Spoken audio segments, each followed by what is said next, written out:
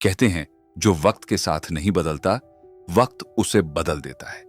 और जब हालात इंसान को तोड़ते हैं तो या तो वो बिखर जाता है या फिर ऐसा रूप ले लेता है जिसकी किसी ने कल्पना भी नहीं की होती। ये कहानी है एक ऐसी ही औरत की जो कभी बस एक आम बहन, एक आम बीवी थी, लेकिन वक्त ने उसे अंडरवर्ल्ड की आपाजी बना दिया। हसीना पारकर नाम तो सुना ही होगा, लेकिन यह नाम कैसे मुंबई की गलियों में खौफ बनकर गूंजने लगा, यह सफर उतना ही रहस्यमयी है जितना अंडरवर्ल्ड खुद। आज हम आपको बताएंगे कि कैसे दाऊद इब्राहिम की यह बहन अपने भाई की परछाई से निकलकर खुद एक ताकतवर नाम बन गई। तो भैया, यह कहानी पूरी सुनना, क्योंकि जो सुनोगे वो शायद आपको सोचने पर मजबूर कर दे। मुंबई की गलियों में एक नाम ऐसा था जो डर और ताकत दोनों का पर्याय बन चुका था, दाऊद इब्राहिम। लेकिन उसके पीछे जो एक और नाम धीरे धीरे उभर रहा था, वो था उसकी बहन हसीना पारकर का। एक आम औरत जो हालात के थपेड़ों से ऐसी बदली कि अंडरवर्ल्ड की आपाजी बन गई। लेकिन सवाल यह उठता है कि आखिर एक साधारण गृहिणी, 4 बच्चों की मां, कैसे इस रास्ते पर आ गई। दाऊद का जन्म एक ऐसे घर में हुआ था जहां कानून और अपराध दोनों की समझ थी। उसका बाप इब्राहिम कास्कर मुंबई क्राइम ब्रांच में हेड कांस्टेबल था, लेकिन बेटा धीरे धीरे खुद कानून तोड़ने वालों की कतार में शामिल होता गया। इस बड़े परिवार में 10 भाई बहन थे, 4 बहनें और 6 भाई। हसीना इनमें 7वें नंबर की संतान थी। साल 1959 में जन्मी हसीना तब एक साधारण लड़की थी, जिसे न अपराध की दुनिया से मतलब था, न किसी तरह की ताकत हासिल करने की लालसा। वो तो बस एक आम जिंदगी जी रही थी, जैसे कोई भी लड़की जीना चाहती है। दाऊद अपने परिवार के बेहद करीब था, खासकर अपनी बहनों के। उसने कभी नहीं चाहा कि उसका अंडरवर्ल्ड से जुड़ा नाम उनकी जिंदगी को किसी तरह से प्रभावित करे। लेकिन अपराध की दुनिया कब किसी को चैन से रहने देती है। साल 1981 में जब मुंबई पुलिस ने गैंगस्टरों पर शिकंजा कसना शुरू किया, एनकाउंटर और धरपकड़ बढ़ने लगी, तो दाऊद को शहर छोड़कर भागना पड़ा। पहले वो दुबई गया, फिर वहां से पाकिस्तान चला गया और वहीं सेटल हो गया। लेकिन इसका मतलब यह नहीं था कि उसने अपने परिवार से नाता तोड़ लिया। वह दूर बैठा भी अपनी बहनों और उनके परिवार की हर जरूरत का ख्याल रखता रहा। हसीना की शादी इस्माइल पारकर से हुई थी, जो न तो किसी अपराधी गिरोह का हिस्सा था और न ही उसे अंडरवर्ल्ड से कोई मतलब था।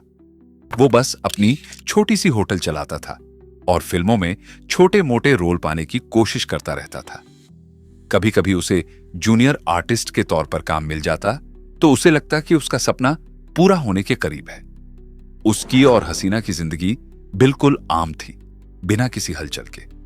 दोनों हंसी खुशी अपनी शादीशुदा जिंदगी जी रहे थे और वक्त अपनी रफ्तार से गुजर रहा था। देखते ही देखते हसीना और इस्माइल 4 बच्चों के माता पिता बन गए, 2 बेटे और 2 बेटियां। उनका घर खुशियों से भरा था, लेकिन शायद ये खुशियां ज्यादा दिनों तक टिकने वाली नहीं थी। अब सवाल उठता है कि आखिर एक सीधी सादी औरत जो बस अपने बच्चों और घर तक सीमित थी, कैसे मुंबई की आपाजी बन गई।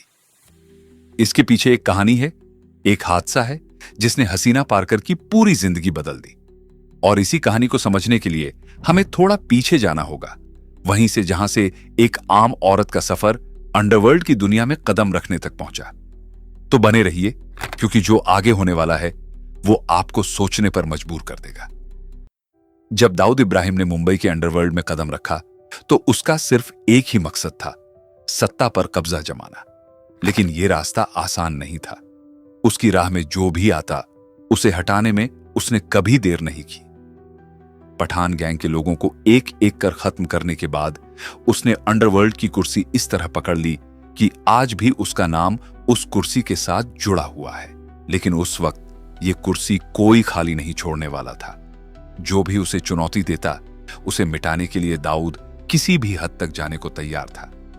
1990 के शुरुआती दौर में मुंबई की गलियों में एक और गैंग तेजी से पैर पसार रहा था, BRI गैंग। यह नाम 3 बड़े गैंगस्टरों से मिलकर बना था, बाबू रेशिम, रामू नाइक और अरुण गवली।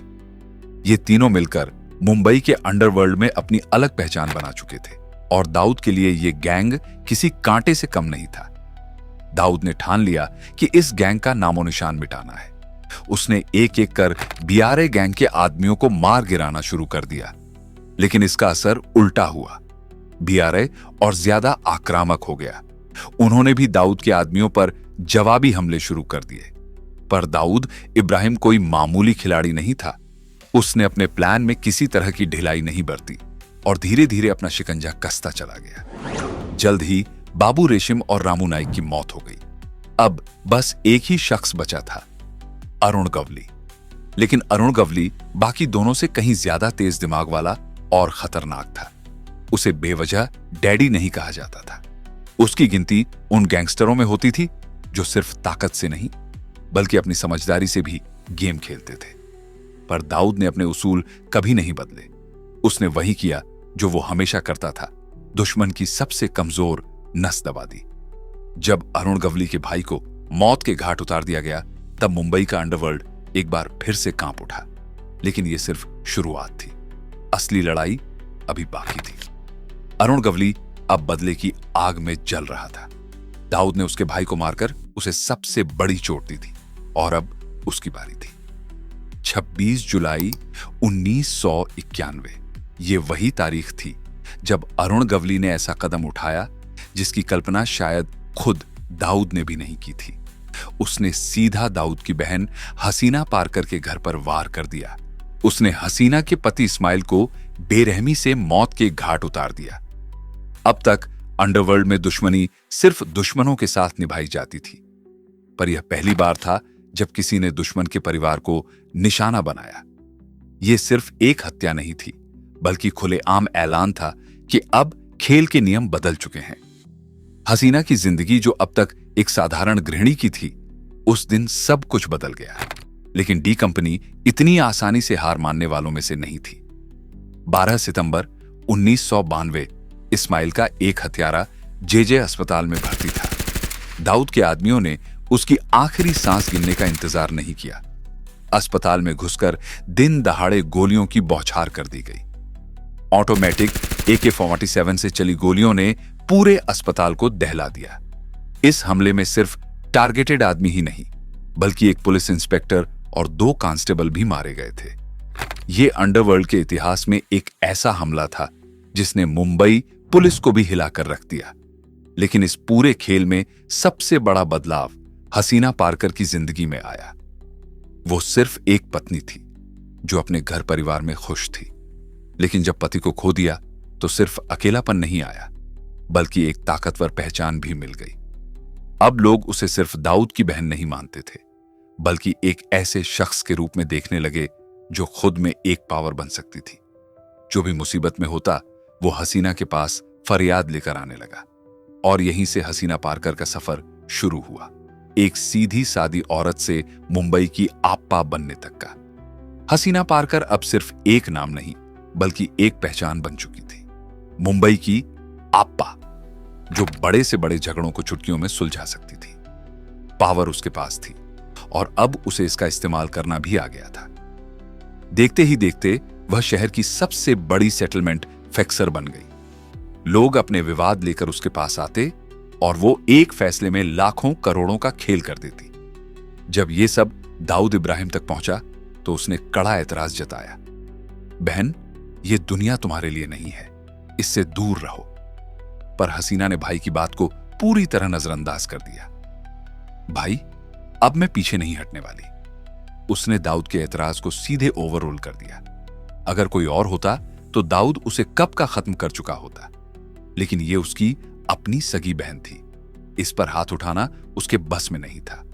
हसीना पारकर अब इतनी शातिर हो चुकी थी कि पुलिस अपनी पूरी ताकत झोंककर भी उसकी लोकेशन ट्रेस नहीं कर पा रही थी। वो उनकी नजरों के ठीक सामने थी, लेकिन फिर भी दूर थी।